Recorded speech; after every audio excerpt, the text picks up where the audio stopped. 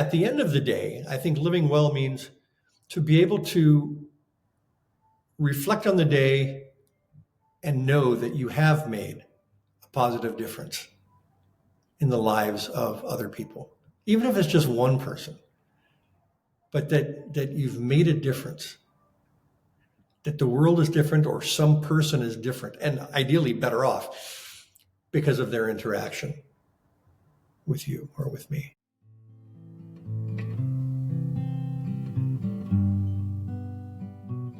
Hello, everyone. Welcome to the Reflections on Living Well podcast, where we explore perspectives on the good life in the 21st century. I am your host, Broderick. I hope you enjoy this conversation.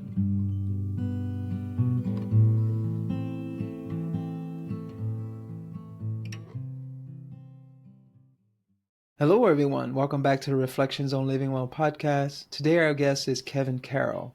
A native of San Francisco, Kevin has lived in the Santa Clara Valley since 1972. He completed his undergraduate studies at Santa Clara University and earned his master's degree at the University of San Francisco. Kevin devoted more than 40 years of his life to teaching, primarily at the high school level and pastoral ministry. He began an unexpected journey of gratitude in November 2006, a focused pilgrimage which continues to this day. Since his retirement in 2015, Kevin has published 6 books, 3 of them on the topic of gratitude. Kevin is married, the father of 3 adult sons, and papa to 5 wonderful grandchildren. He and his wife, Kathy, live in San José, California. Hi, Kevin. How are you? Good. Good morning. Happy Thanksgiving. Yes, happy Thanksgiving to you as well. I'm really excited to have this conversation with you on Thanksgiving Day, early Thanksgiving. on the day of Thanksgiving, and you spent a lot of time talking about gratitude and working, and not just talking about it, but publishing text and exploring gratitude. And it'd be interesting to see how that plays, what role that plays in your vision or your perspective on what living well means. So very, very excited for this. I know I just read that bio, but I still like for guests to introduce themselves and whatever capacity they feel like doing on this wonderful day. Okay. I appreciate the opportunity. You know, it's funny, the whole gratitude journey began unexpectedly in November, as you mentioned, November of 2006. I went on a weekend retreat at a place in Los Altos, California called the Jesuit Retreat Center. And they had a weekend retreat, and the title of the retreat was A Moment's Pause for Gratitude. I just liked the title, sounded nice. And honestly, I just needed a weekend away from family, from work, from everything. And so I went up there. And I wasn't really expecting it to be life-changing. But as I drove down the hill Sunday afternoon when it was over, I couldn't help but feel this absolutely overwhelming sense of gratitude. And I thought, how can I maintain what I'm feeling right now? And I didn't have an answer. And I got home and I got the 3 kids and my wife and class preps for the next day, and then back into the classroom, and then the holidays. So it wasn't until we finished semester exams and started our Christmas break that I thought back again and said, I'm still feeling it. I'm still feeling that sense of gratitude. What can I do with it? Well, I love to write. And so I started a blog, and it was called Attitude of Gratitude. And from December 23rd of 2006 until somewhere last year, or 2022, I wrote over 2,000 articles or posts about people I'm grateful for, things I'm grateful for, memories, experiences, life lessons. And a number of people said, oh, you should publish some of this stuff. But, you know, those are people I know, family members, friends, you know, they're going to say nice stuff, right? Mm-hmm. But I wondered, you know, do I really write well enough to do that? And it wasn't until one of my blog posts was about a book I read, recommended to me by my mother, of all people, It was called Breakfast with Buddha, and it was written by a gentleman in Western Massachusetts called Roland. His name is Roland Marullo. And I read the book, thoroughly enjoyed it, just wrote a little piece about something in the book. I'd have to go back and reread it to see exactly what I wrote.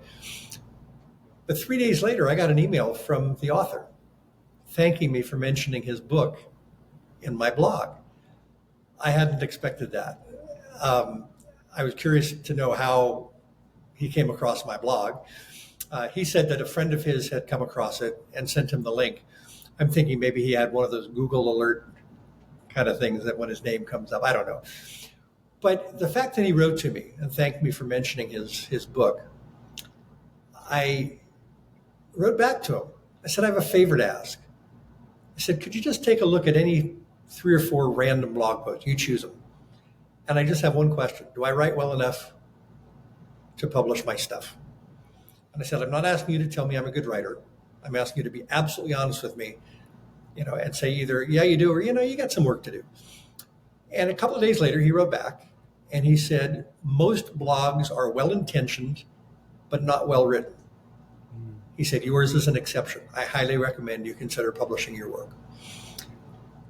That's really all it took.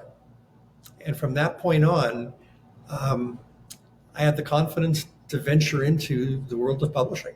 And I self-publish. It's easier that way. Don't have to worry about a traditional publishing company buying my script or anything like that. I'm not interested in making big bucks. I don't expect anybody to be making movies out of anything I write. I write for myself. I write for my friends and family. And I write for anybody who happens upon the book and finds it to be inspirational. So that's kind of, but my life since that time has been, I've been immersed in this sense of gratitude. And it's changed my life. It really has. Something as simple as driving down the street and you're approaching an arterial and the light turns yellow, just at that point where you got to stop. It's like, and so you slam on the brake, not slam, but you stop hard. And I used to get frustrated with having missed the light. And now I stop and I look around and I think, okay, what am I supposed to notice here? What is there here to be grateful for? And it completely changes everything. So that's it. That's my journey. I grew up in San Francisco. I think one of the most beautiful cities in the world. I know it gets some bad press these days, but still, I still think it's one of the most stunning cities in the world. I grew up 10 blocks from the Pacific Ocean, not in a wealthy family. That was a very middle-class neighborhood then, as it is today. We had the Pacific Ocean. We had the Golden Gate Bridge. We had cable cars.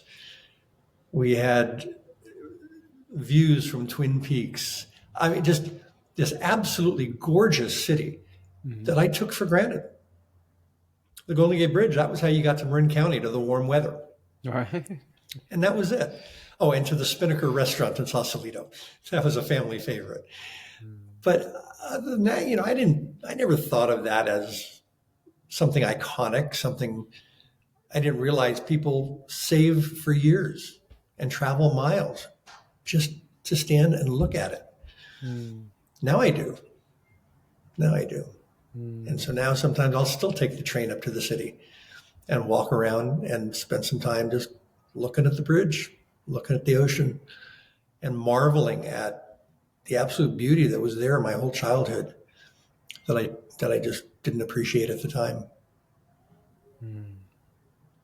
Well, thank you for that. Thank you for that, sharing that story about your experience with gratitude, how that kind of sparked a shift in you, a change in a sense of how to orient your attention towards what you're thankful for, what you're grateful for. And growing up in San Francisco is, you're right, it has it's quite it's not getting the best press right now in terms of its beauty. No. And those of you who grew up there, speak to that beauty. I just was I just met a gentleman who grew up in San Francisco, and he was saying the same thing. Like there's a beauty to San Francisco that a lot of people don't know, and what they tend to see is the suffering there, and you know the uncleanliness of certain parts of it, Right. and said that no, there's more to it, and there's more to this beautiful city than people may think. Yeah. Yeah. I appreciate it very much, even today. Yeah, I know. Well, thank you for that introduction. I like to start from the very beginning. We can go ahead and jump off this conversation with what is your view of what living well means, or a life well lived, and then we'll Okay. play from there and see what happens. Living well. I've given that a lot of thought. Um, I came up with three things.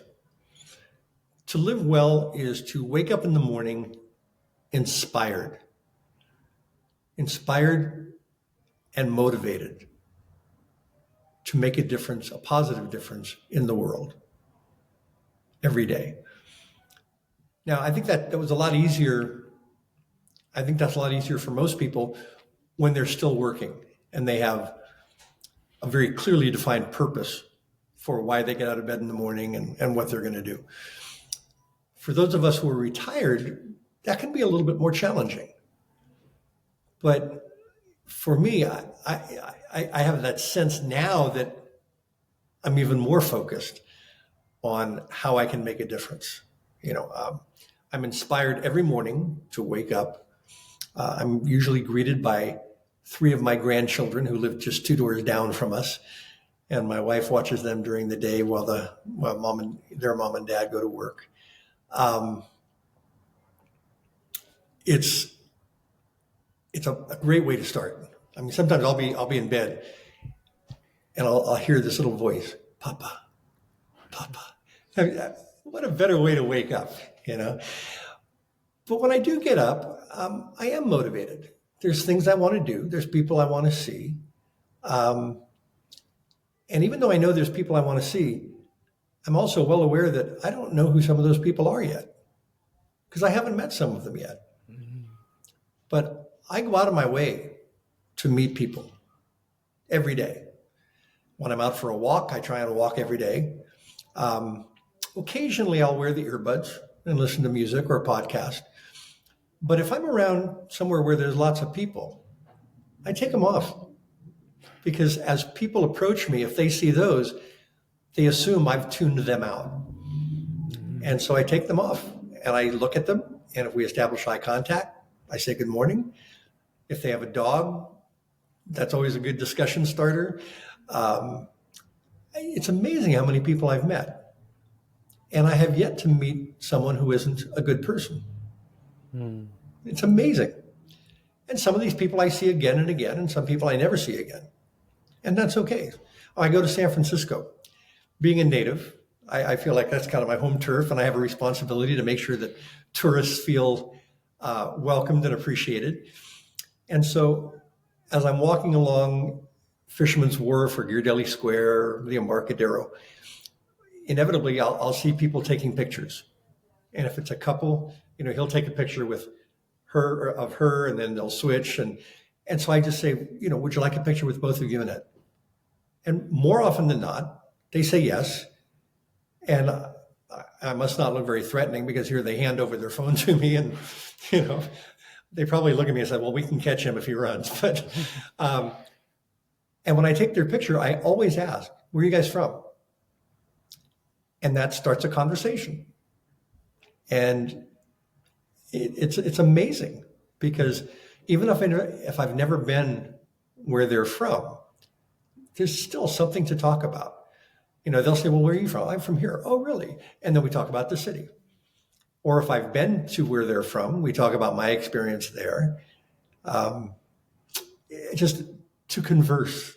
I spend my entire day talking to people in coffee shops, in post office lines, in grocery store lines, wherever it is. And part of that is just sharing my sense of gratefulness with people and positivity. That's my goal, is to sow positivity in the world. So getting back to living well, so to feel inspired and to be productive and to help other people, um, to feel safe. I take that for granted even to this day. I mean, I've never woken up in the morning and felt like my life was in danger. And I know that for some people, that's an everyday reality. Mm-hmm. People worry about, my family sometimes worries about me. I like to take Caltrain from the South Bay up to the city. And then I get on the bus and take it over to North Beach. And there's a little cafe, old Italian cafe called Cafe Trieste. And that's where Francis Ford Coppola wrote a good chunk of The Godfather. Mm-hmm. It's a real famous little place. And they've got amazing pastries. So this is not a commercial for them, but I usually start my day there. And then I'll walk up to Great Ellie Square and then eventually work my way all the way around the Embarcadero back to the train station. They're worried about me being in the city. I'm older now. I'm 70. I don't feel old, but I know I'm older. But I also feel incredibly safe when I'm in the city. I'm aware that there are issues. There are parts of the city that I choose not to venture into.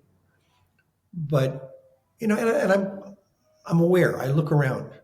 If I see a situation that I think concerns me, I avoid it. But I don't think that happens very often. I can't think of a time in recent years where I've intentionally had to go out of my way to avoid something that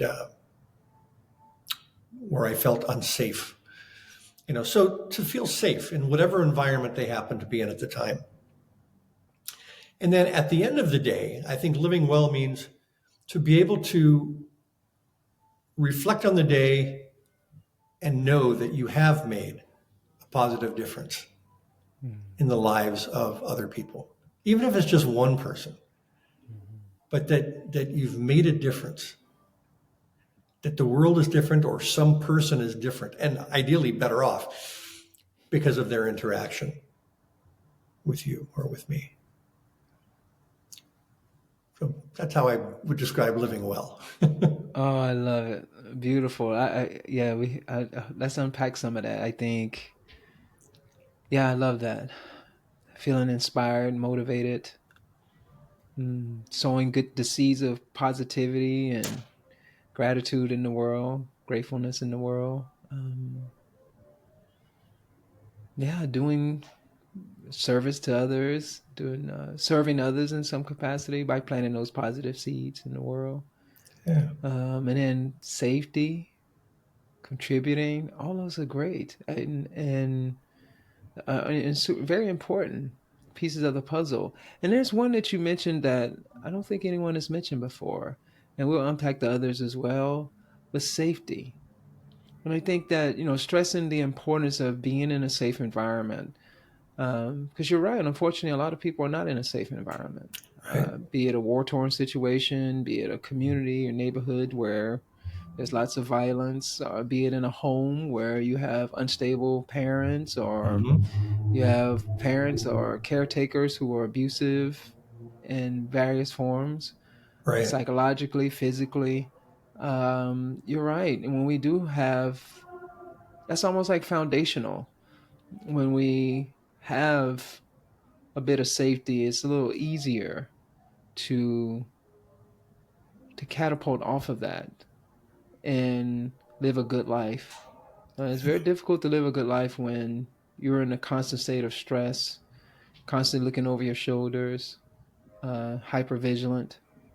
I'm not to say it's not possible to move from that space and to living a better life for yourself, but that makes it very challenging. And I can think of many people in my life who experience that, who have experienced that at least, Mm-hmm. and yeah, it's been hard for them to kind of overcome that lack of safety that they've experienced in their youth, or some now, even to this day, that lack of safety that they feel because they live in a particular environment where it's difficult for them to fully express themselves the way they would like to because of unsafety of the environment. No, thank you Right. for sharing that. Yeah.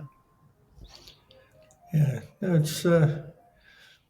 I should probably add one other thing to that. Living the good life or living well.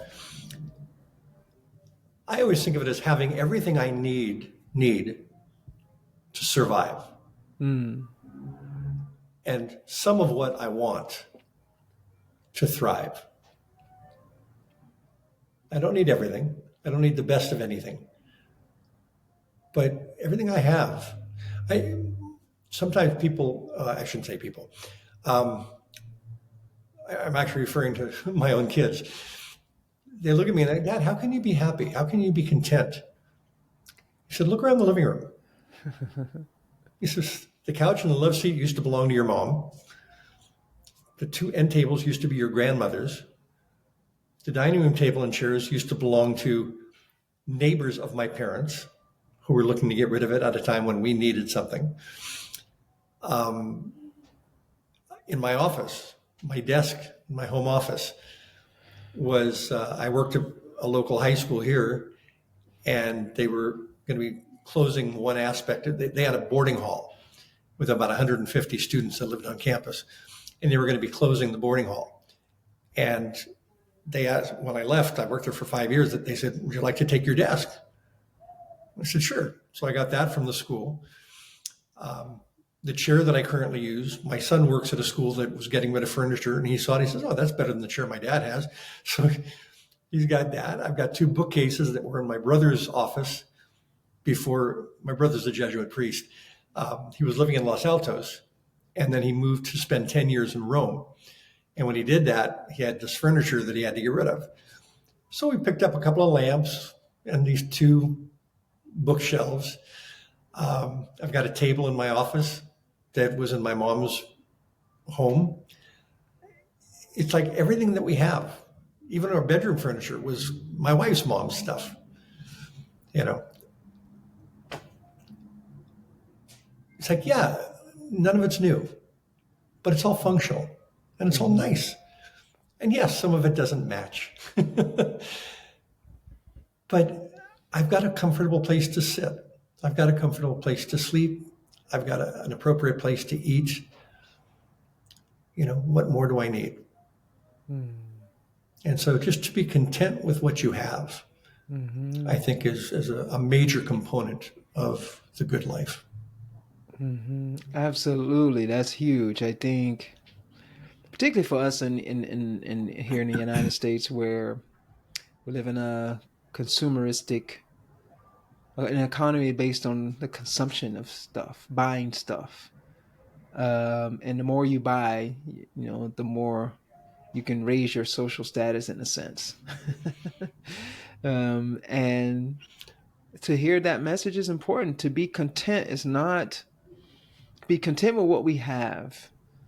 Is not necessarily promoted in our society. So No. that's something that we have to. I guess I would say the word fight against. Something we have to fight against, or we have to be conscious of, aware of, that this idea of being satisfied with having our needs met is enough. It's okay to want, to desire, Mm-hmm. but to be careful of overly desiring beyond our needs. Not to say you can't, but to be careful about that and the danger that can.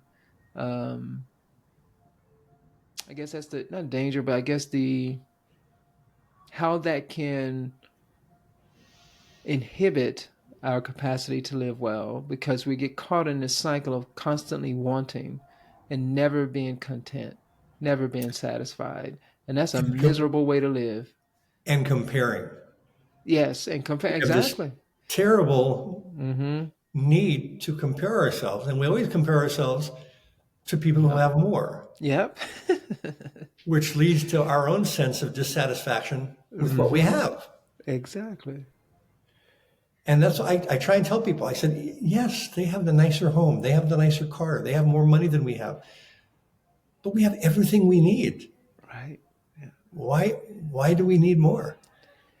Well, Yeah. that's not American. Right. I know. Right.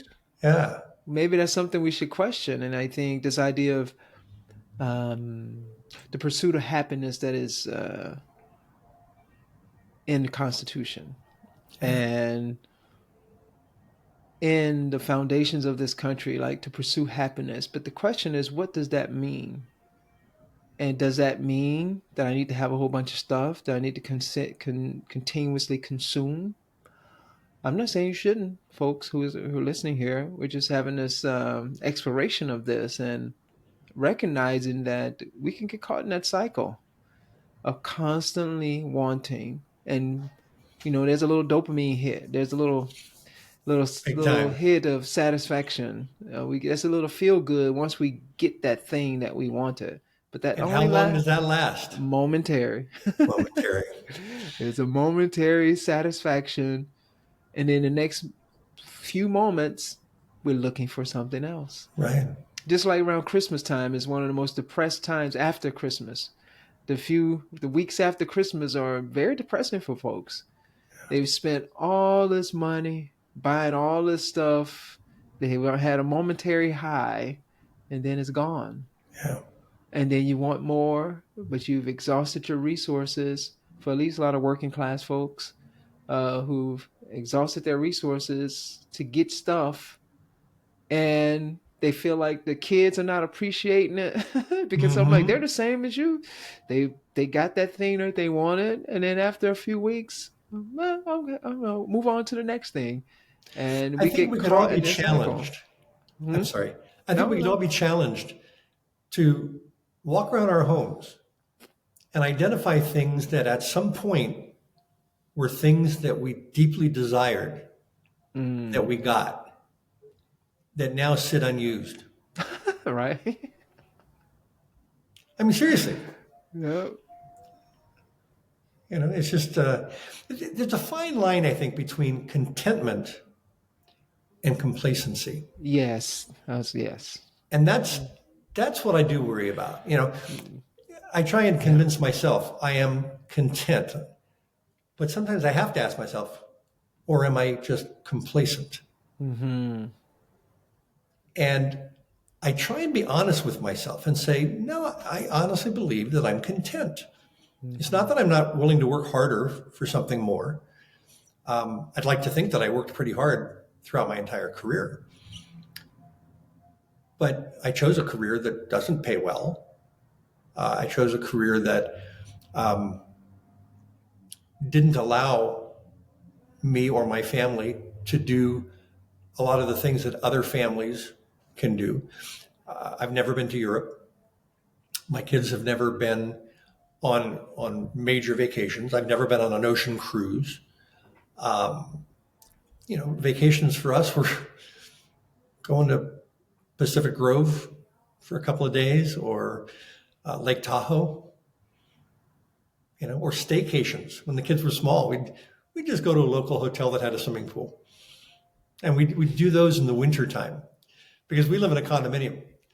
In fact, that's the other thing. How can you be content? You don't have your own home. It's like, yeah, I do. No, you have a condominium. There's a difference here.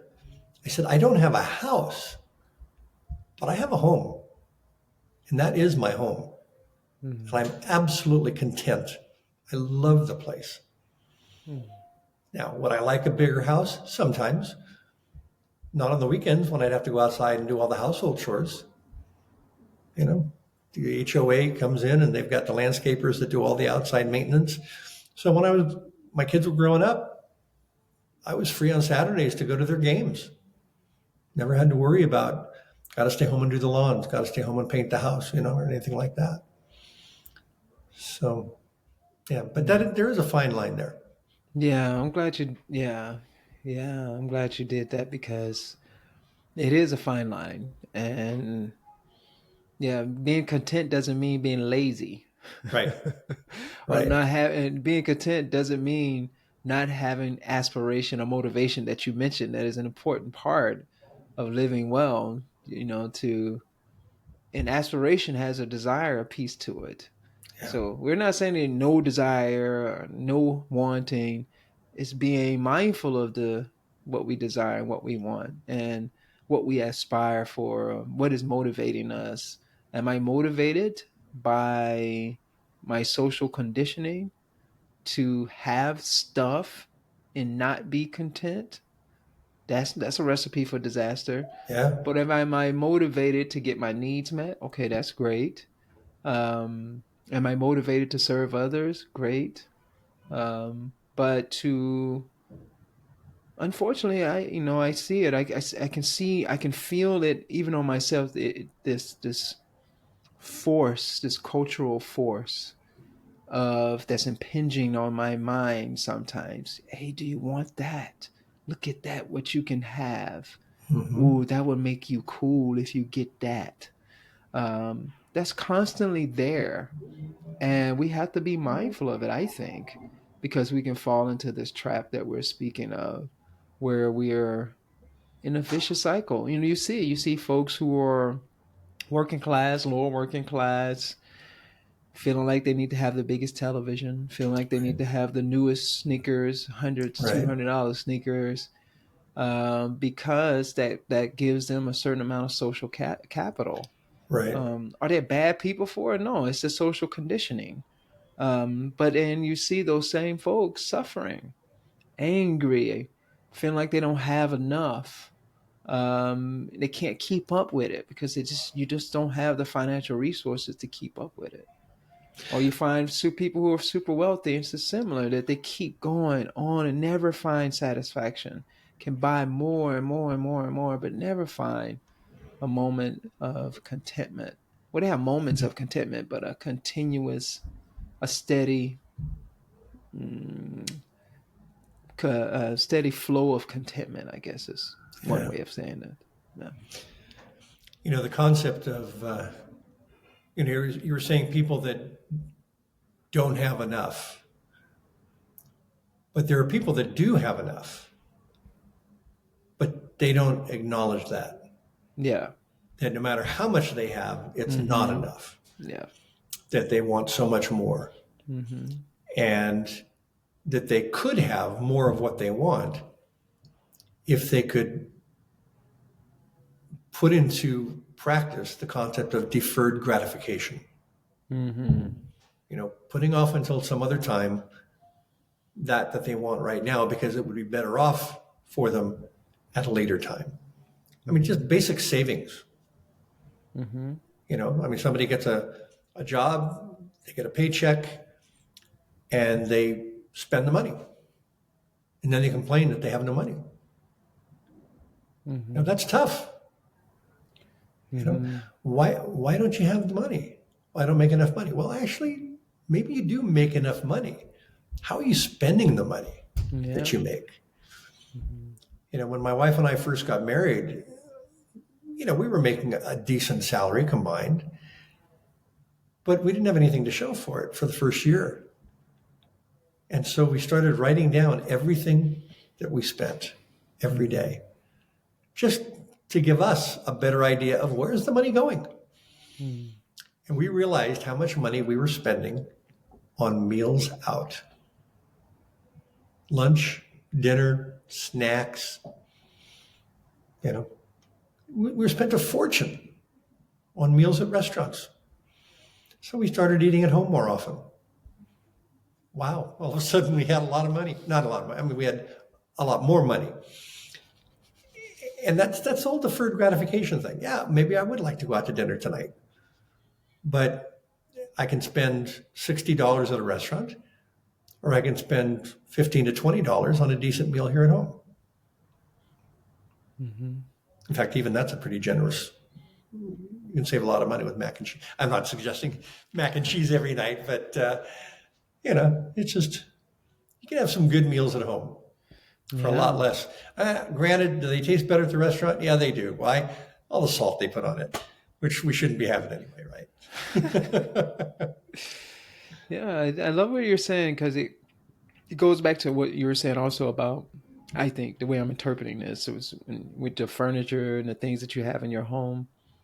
Simplicity. Um, Chosen li- simplicity. chosen, yes.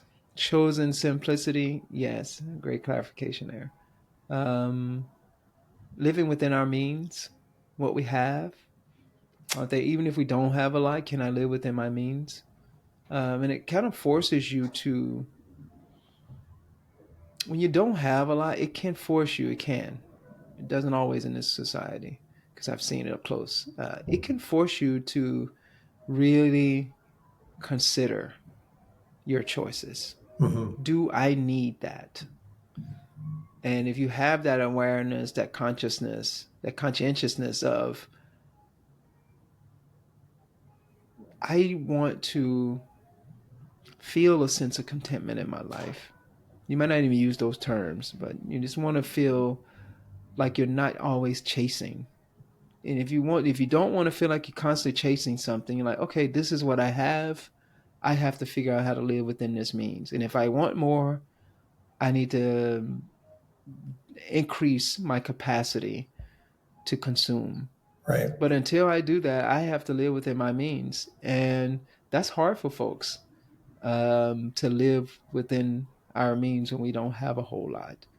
That's a Especially challenge. when we have an advertising business, an Yeah. advertising industry that's focused on making us feel inadequate Yeah. because of what we don't have, and then promoting their product as the solution for our feelings of inadequacy. There it is. Yeah. And then throw on top of that credit cards, Mm-hmm. where Oh, yeah. I don't need money. I got a credit card, Yeah. and I used to tell my students, because I would do financial literacy with my students. Mm-hmm. And I said, credit cards are great if you use them properly. Mm-hmm. And how do you use it properly? Well, if you can't afford it with cash, then you can't afford it with credit. Use credit cards for your convenience and to rack up points or the things you Credit get. score.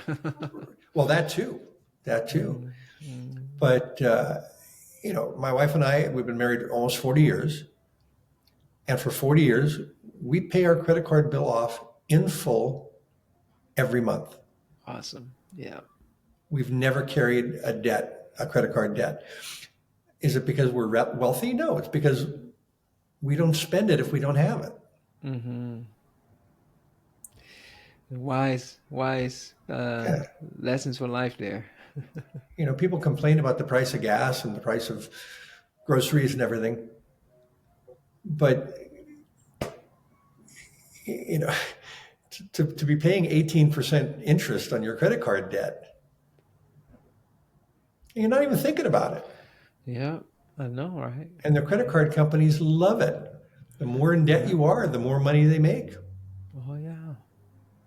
Very interesting. I know. I mean, there's a lot of places we can go with this, and diagnosing the level of unhappiness, or I know happiness is a funny word, but I'm going to use it. But the level of unhappiness in our society, Yeah, as a result of not being content. You find in the Buddhist tradition, the yogic tradition, contentment is a big piece of the puzzle, and learning how to be content, practicing engaging in things that um, encourage us to consider our wants and our desires, and encouraging us to practice being satisfied with what we have. mhm. And that comes to what you're saying, being grateful. I think Right. gratitude is one of those.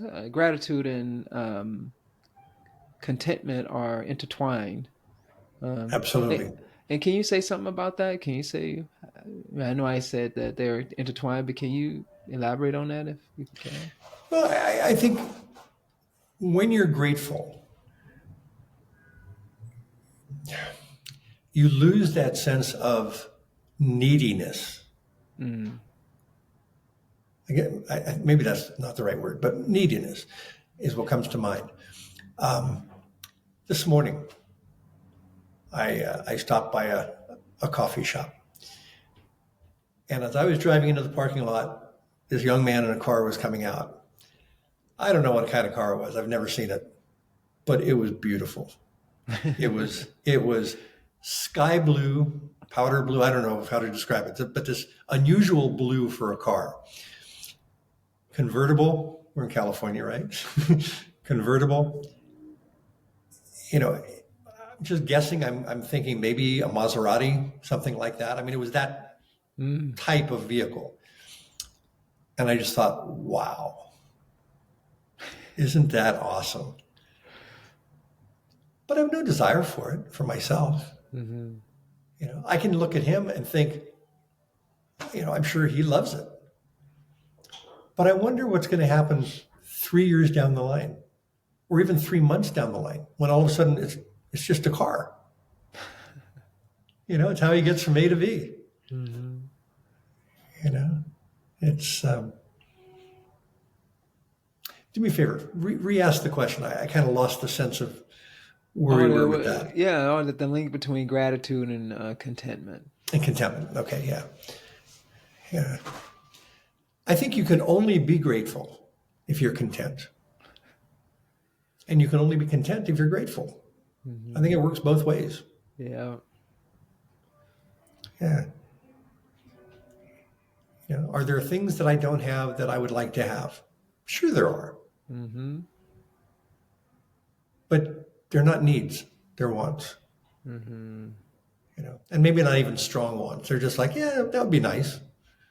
When I take my walks through a lot of neighborhoods. And every now and then I just walk past a house and I look at it and think, wow, I like that house. There's one in particular that I pass fairly regularly. It's just in a kind of normal neighborhood, but it's a 2-story house, and the entire second story has an outside deck large enough that you could sit, move around. You could probably even have a barbecue up there, although I think that's illegal in our county now to have barbecues on decks. But and it faces west, so it gets the afternoon sun. And I thought, I'd like that. I'd like to be able to sit outside at sunset and just enjoy the warmth of the late afternoon sun. Or in the wintertime when it's cold but sunny. And the way that house is situated, the wind, which normally comes from the north, wouldn't be hitting that porch. The porch faces south and west. And so it's going to be protected. Mm-hmm. And I thought, I'd like that house. Mm-hmm. But then I think, okay, I'm 70. Do I really need a house that has steps? I mean, within a couple of years, even our condo is split level. We got 7 steps. I'm hoping that they don't become an issue at some point, but they might. They might.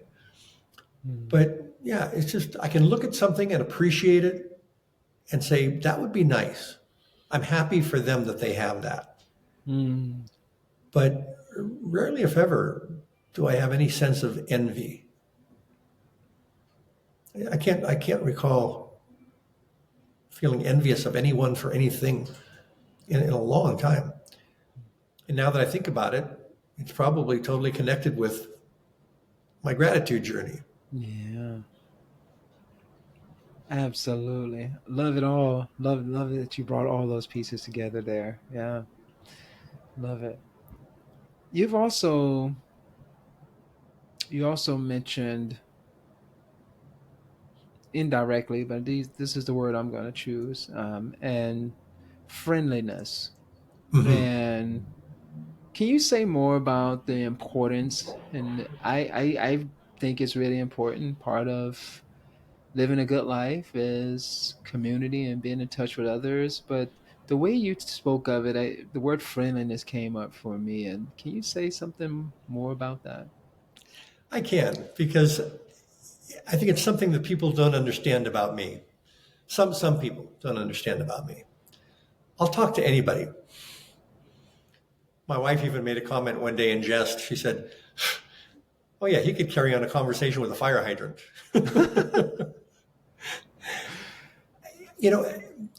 I love to meet people. I love greeting people. I love trying to find that connecting point. Growing up in San Francisco, there's a way that San Franciscans meet each other. Okay, if I meet somebody from the city that I don't know, the first question that I will ask, or maybe they'll ask it first, is, "So where'd you go to school?" And what they mean is high school, and everybody knows that they mean high school because you're from the city. That's what we ask about. We don't ask about what neighborhood did you grow up in or what college did you go to. It's, where'd you go to school? Oh, I went to SI. Oh, I went to Reardon. I went to Sacred Heart. You know, it's like, oh yeah, so when year did you get out? 72. Do you know a guy named, so-and-so? Oh yeah, and boom, all of a sudden now we're connected. We found that point of connection. Or I could say, I went to SI. He could say, I went to Sacred Heart. Oh, when did you get out? 72. Oh, me too. Yeah, you guys beat us in the Bruce Mahoney game senior year, didn't you? Yeah, the Bruce Mahoney is a trophy that goes back and forth between two schools. It's I think it's the oldest rivalry west of the Mississippi, from what I've been told. It's a great. The two schools are bitter rivals, but once you graduate, it's all community. Because you have this shared experience of the Bruce Mahoney experience, and whether your school won it or lost it in any given year, that's far less important than the fact that you have that in common. I recently heard a podcast, and I think it was, I don't remember who the host was, but he was interviewing Tom Hanks. And Tom Hanks talked about meeting people. And he said, you walk through your neighborhood and you pass by somebody and they don't even look at you. And so, you just pass by and you might even see them every day and you just walk right by. He said, but imagine that the two of you are from the West Coast and you run into each other in New York and you hear them say, oh yeah, I'm from San Francisco. And boom, oh, you're from San Francisco? So am I. And all of a sudden you got a connection and you're talking. Or you go to Europe and you say, oh, I'm from California. Oh, so am I. Now all of a sudden your connectivity is just a mutual state, but it's a connection. Mm-hmm. Why is it so hard to make that connection with the people in our backyards? Mm. And that's what I try and do. When I pass by somebody, I try and acknowledge them. Eye contact, either a nod of the head or a good morning or a good afternoon or beautiful day, isn't it? Well, it's getting cold. Just you make some comment. And not always, but often enough, it's just enough to start a conversation. Mm-hmm. And it doesn't mean a friendship, just a conversation. But then you run into that same person 3 weeks later at a Starbucks. And now all of a sudden you have the seeds of a friendship. Yeah. But everybody wants to go in their own little bubble and not be bothered by anybody and not bother anybody. And we miss out. Somebody once said strangers are friends we haven't met yet. Yeah. I thoroughly believe that. Yeah, I like that. Oh, that's beautiful. Friendliness. Just hearing you talk about that, it's like I'm over here reflecting on my own journey with that.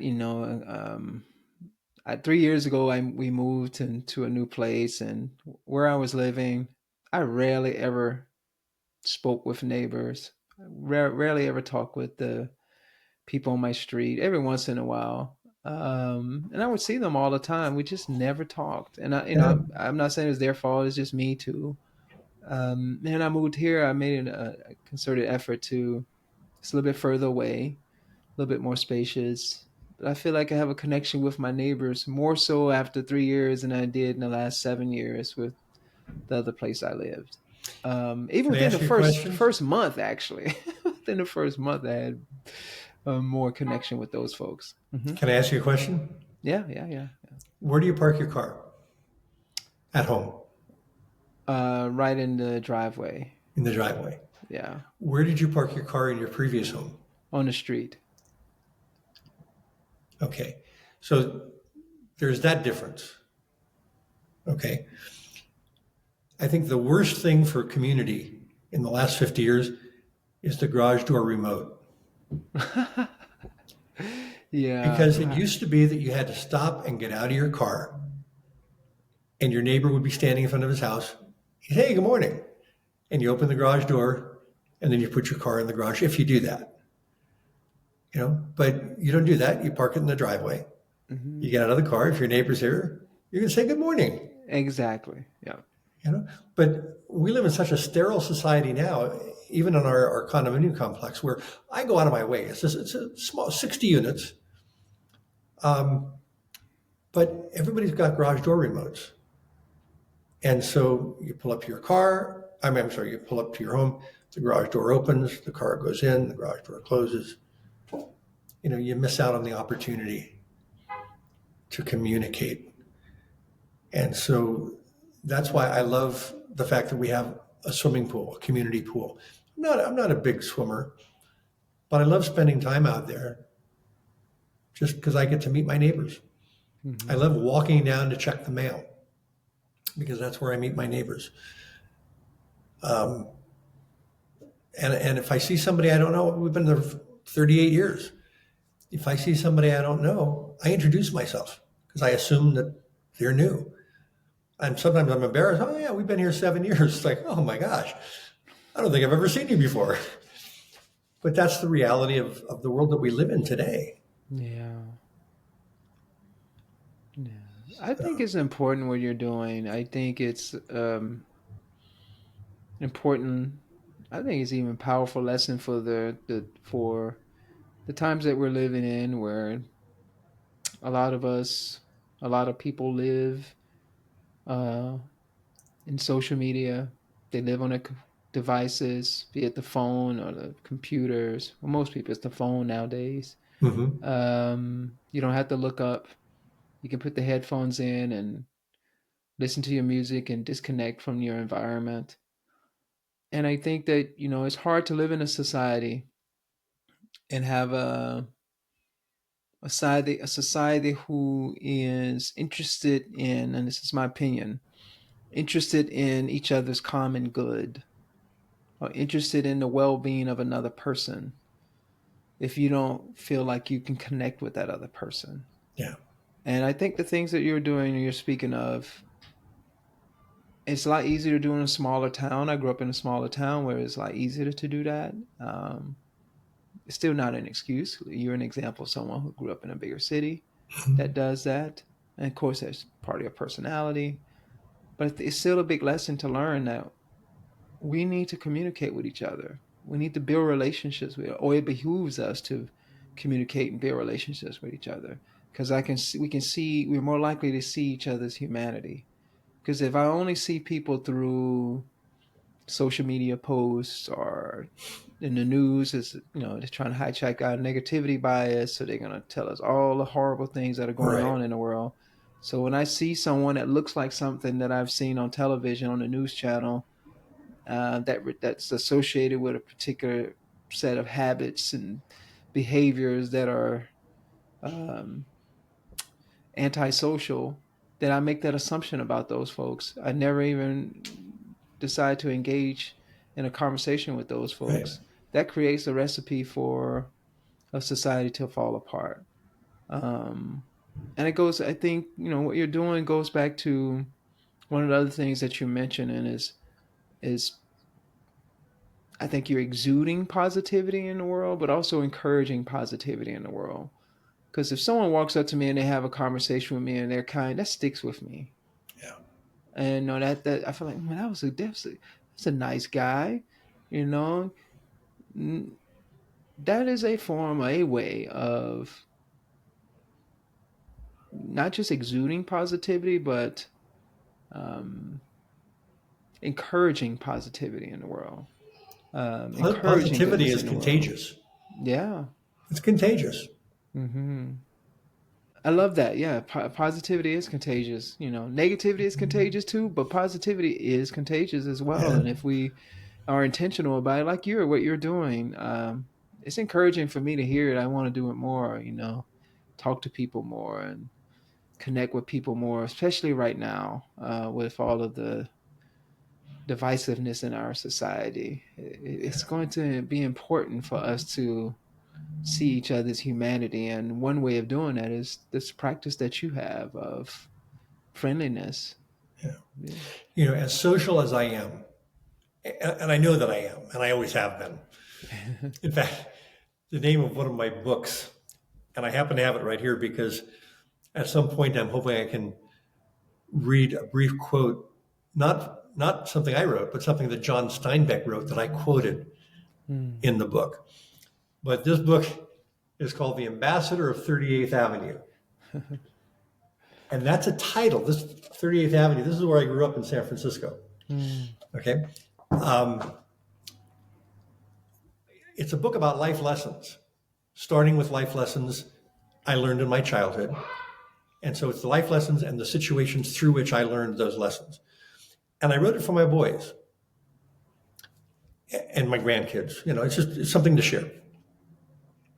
I finished the book and I didn't have a title for it. And that's unusual. I mean, usually I can come up with things. And my wife said, "What about that thing that old neighbor of yours used to call you when you were a kid?" And I just smiled. His name was Sam Young. Um, when I was 10, he was probably in his 80s. And he said, "I'm going to start calling you the ambassador of 38th Avenue." And he said that because of all the kids on the block, we'd all be out playing back when we could play out in the street and not have to worry about anything. I was the only one that would go out of my way to talk to the older people. And I got to know all of them. Mm. And if a new family moved in on the block, I don't know why I would do this, but I'd go ring their doorbell and introduce myself and welcome them to the neighborhood. Mm-hmm. So he called me the ambassador of 38th Avenue. We're not all, yes, it's part of my personality. It's not part of everybody's personality. And so it's not easy for some people to reach out to others. Yeah. And yet, when people do reach out to us, at least to me, I do have that sense of, I want to pass this on. Mm-hmm. If somebody does a kindness for me, I want to continue. I know they've done these things where I've never experienced this, but you pull up in Starbucks and you go through the drive-through and you order and then you go to pay and they said, "Oh, the car in front of you paid." Oh, yeah. Apparently people were doing that quite a bit Mm-hmm. for a while. I don't know if they still do. Just yesterday, I heard an ad on the radio about, I was in the car, and it was about grocery shopping and how some man that owned a business sent some of his employees out to grocery stores and gave them $5,000 each. Mm-hmm. And he sent them to different grocery stores. And he said, "What I'd like you to do is go pay for people's groceries. When they're at the check stand and they're ringing it up, as soon as it hits total, just kind of step up and say, 'I'd like to pay for your groceries today.'" And if they say why, just say, "Well, it's from my boss. It's his birthday and this is how he wanted to celebrate his birthday." What a great way to live. Yeah, you know? man. Yeah. That's a lot of money. I Yeah. can't do that. But to notice, to overhear a mom say, "No, put that back. We don't have the money for that." And it's something real simple. Mm-hmm. It's just like, add it to mine. Mm-hmm. Yeah, that's it. It's simple little things. Yeah, it's community. It's recognizing that the common good between us and practicing that. You said that you may have a tendency towards that. Some people have a tendency towards other things.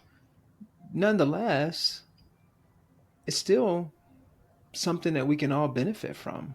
And Yeah. it's something that is important to practice in a society of human beings where we're living with each other, interdependent. That's the key Where word.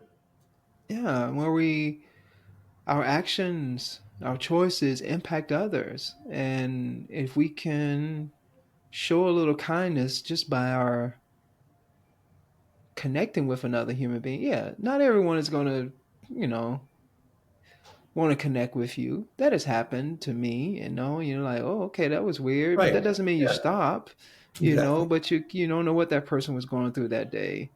But I think sometimes if we can acknowledge another person's humanity by just acknowledging them, we don't know the impact that can have on them.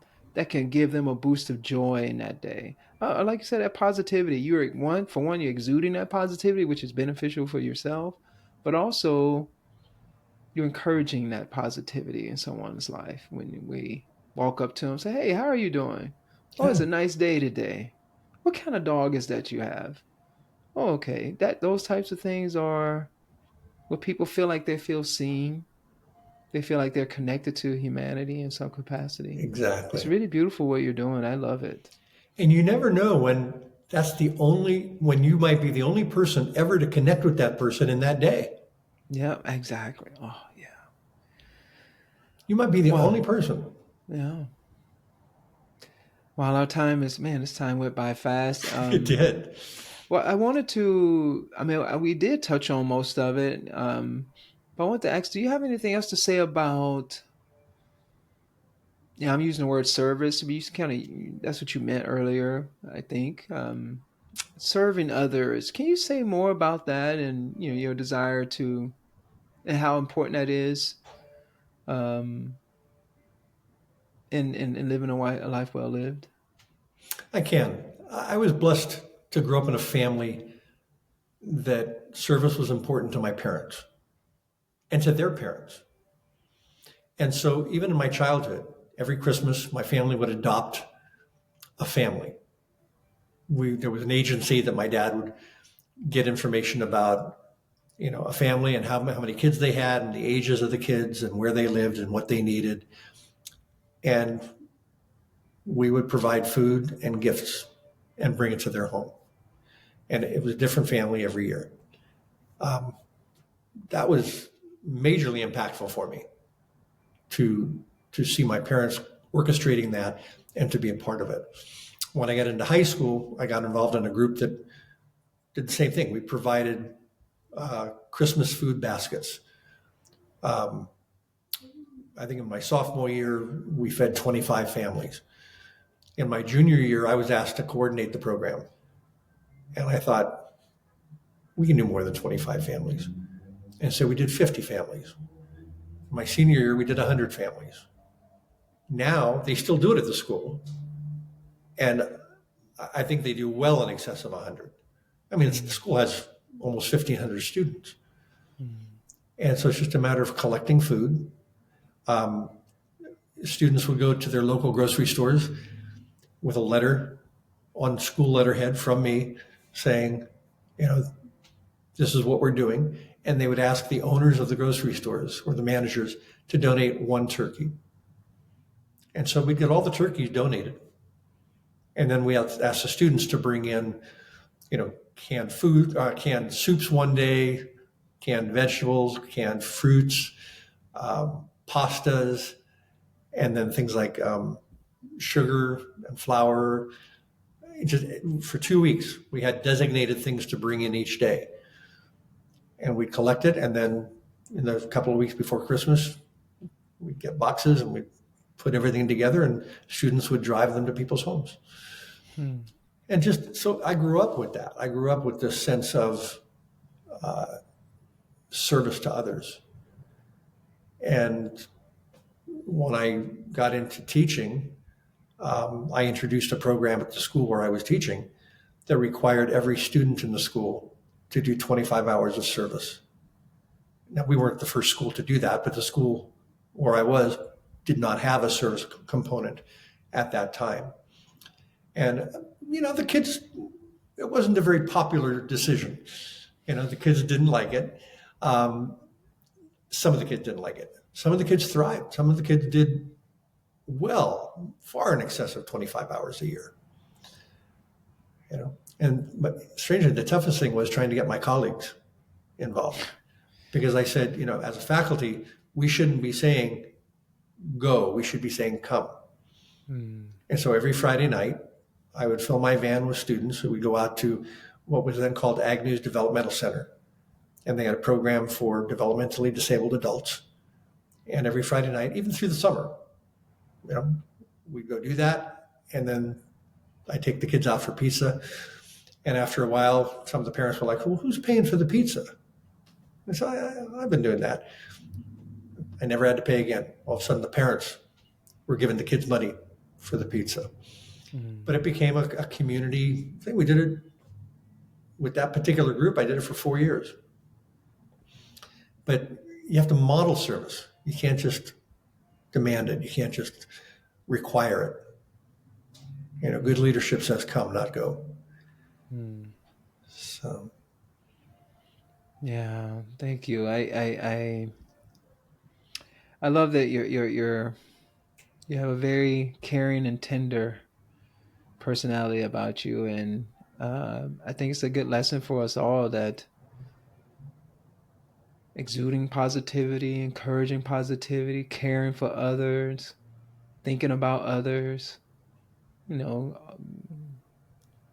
servicing or caring for people who are in need, encouraging, as your time as an educator, encouraging students, encouraging other people to be caring, to be considerate, to be kind, to exude positivity in the world.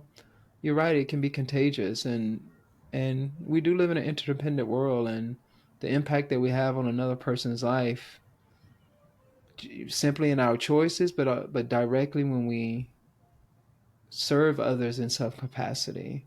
It's a beautiful thing, Kevin. Really beautiful. Yeah. I wanted to try and tie this. I mentioned that one quote. Yeah, absolutely. Yeah. It's such a powerful quote. I thought, okay, I don't know how I'm going to do this, but I want to tie this in somehow. Yeah. And it's relatively short. John Steinbeck, of course, he's known for Cannery Row, Of Mice and Men, East of Eden, all his novels. But he also wrote some short stories that are not as well known. And one of them was called Telericido. And like most of his stories, it takes place in the Salinas Valley. But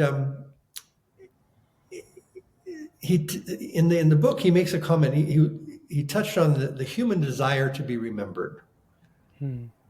Okay, and it has to do with the character in the story sketching initials into a rock. Why would somebody do that? Why would somebody put their initials into a tree or something like that? And it's to leave part of ourselves. But he said this. He said, after the bare requisites to living and reproducing, man wants most to leave some record of himself, a proof perhaps that he really existed. And I think that's the challenge for all of us. I think that's one of my motivations for not only writing, but for publishing. I want to leave something. I know that my life is finite. At some point, I'll be gone. And as I reflect on other family members and friends who have already gone before me, we miss them. And then time goes by and we miss them a little bit less. And time goes by and we miss them a little bit less. And, what do I know about my great-grandparents? Nothing. Nothing. And were they any less important than my own parents? Of course not. But that time, okay, I do want to be remembered. I do want to leave a legacy. And part of that is just the gift of who I am to my boys, hoping that they will then in turn be that type of man for their wives and their kids.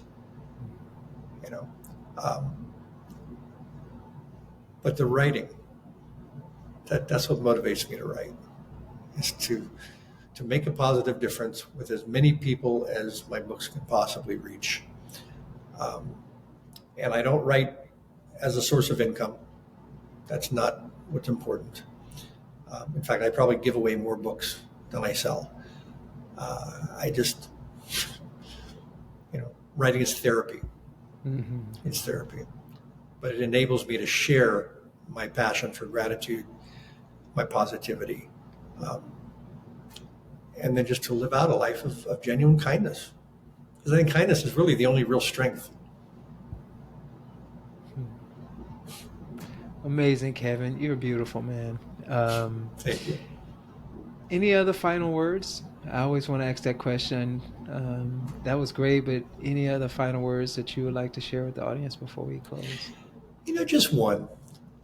And that is, I understand how easy it is to get sucked into the negativity of the world around us. Mm-hmm. You turn on the news, and it's all the things that are wrong with the world. But we have to remember, what is news? News is what's unusual. If it wasn't unusual, it wouldn't be newsworthy. And so when we see negativity on the news, to me, it's a subtle reminder of how good the world is. Because the negativity is still the news. Yeah. And when I meet someone, I just assume that they're good. I often ask people, do you think the world is basically good with the presence of evil? Or do you think the world is basically evil with the presence of good?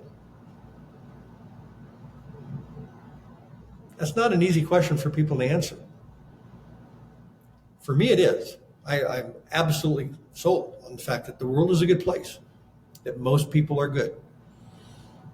And I'm not going to let anything change. I met a young couple the other night that I think they were surprised that I approached them. Why did I approach them? I had some dessert items to share. And it was in actually the hotel that I'm in right now, to use the internet here, in the bar area. I had some pastries that were left over from a local bakery. And so I brought them in. I was going to give some to the bartender and to the staff here. So there was a young couple, I'd say they were in their 30s, and he was black and she was Hispanic. And they were over playing pool.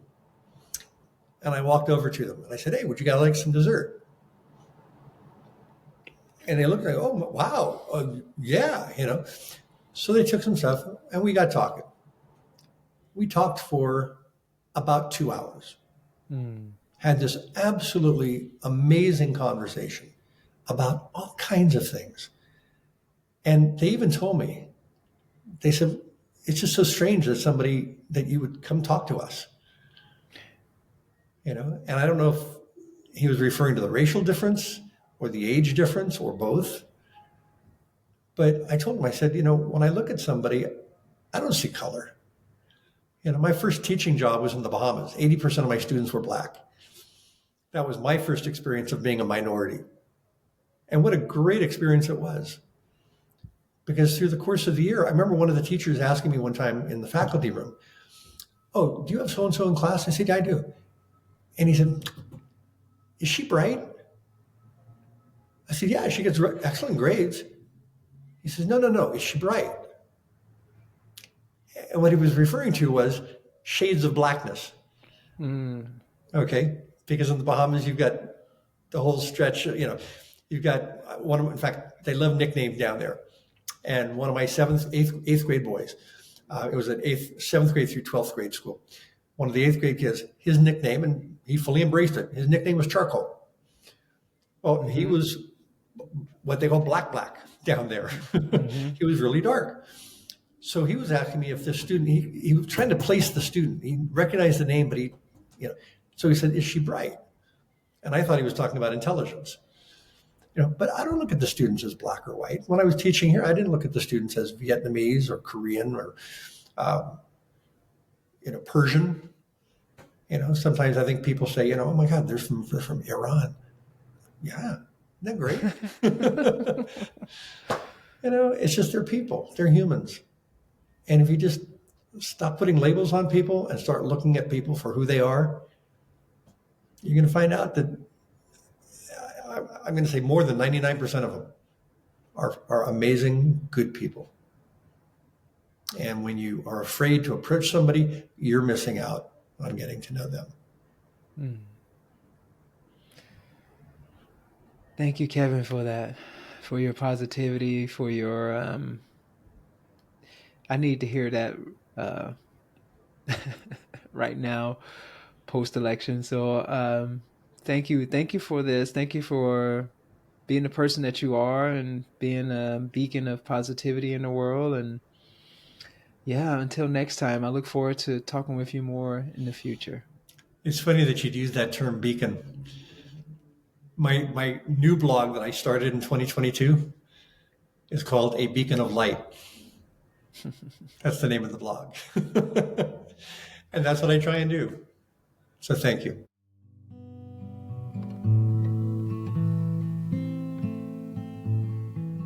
Thank you so much for tuning into the show. I hope this conversation has inspired you to reflect on your own views of the good life. If you enjoyed the show and want to hear more inspiring and thought-provoking conversations, please follow, write a review, and rate us on your favorite podcast app. If you are tuning in on YouTube, please hit that like button and subscribe. Your support is very much appreciated.